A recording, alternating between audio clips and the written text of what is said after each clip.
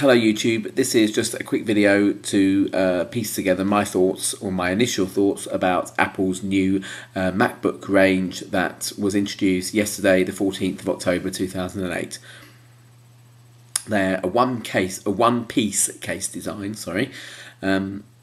and they feature lovely gadgety things like, for instance, no click button anymore. The mouse pad is the click button, and so you can do all the pinch and swipe gestures that you can on the MacBook Air.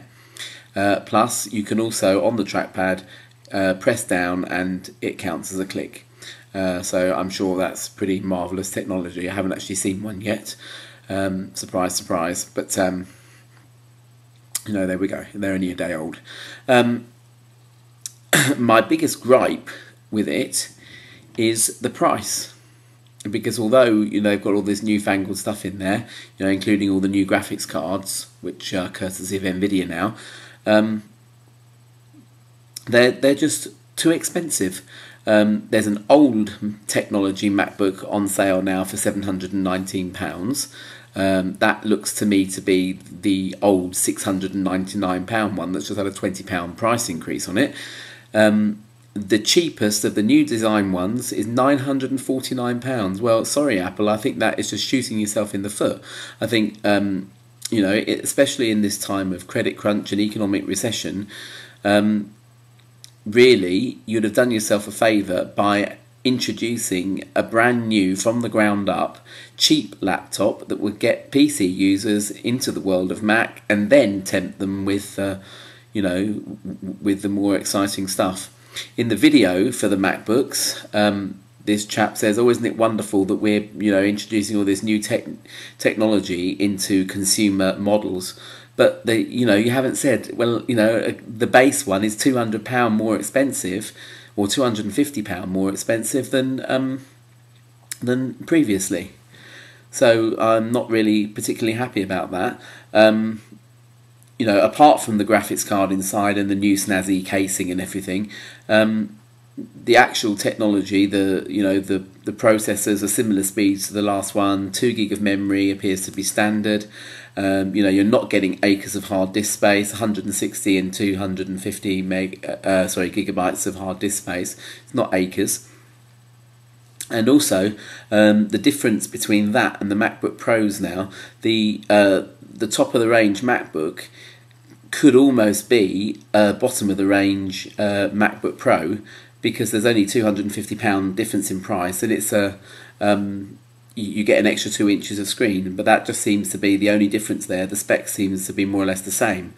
Again, there's an older MacBook Pro that seems to be still available, the 17-inch one. That's £1949. Incredibly expensive. And to me, really, I think if you're looking for good value now, it's not with a Mac laptop, and that's a shame, because the MacBooks, they were the things that sold. They were Apple's best-selling product. And now they've just priced themselves into space, really. The iMac now seems to be the best value. The two bottom ones, the 799 one, 1 gig of memory is a bit tight, I suppose, on that. But I mean, other than that, it's got a 128 meg graphic card. For many people, that'll be enough. For my money, I would rather have the 2.66 gig 949 one. That's the 20-inch screen, the 320 gigabyte hard drive, and 2 gig of RAM. For me, very, as you can see, basic video editing, a lot of music work, and other than that, internet, YouTube, that sort of thing, that's enough. And I don't think that they're going to sort of bring in new friends with their new products. They're lovely, I'm sure, and I'm coveting them now as we speak. There's no way I'm going to get £1,000, to buy a MacBook, which, apart from the trackpad and the new casing, isn't really that much more than what I've got. Leopard runs extremely well on the Intel built-in shared memory graphics cards. for what I want it for. I don't play games. A gamer, you know, you buy, as I said, the 2.66 iMac. But, you know, sorry Apple, I'm not really impressed, actually, you know. So that's the end of this video, I'm afraid. Bye bye.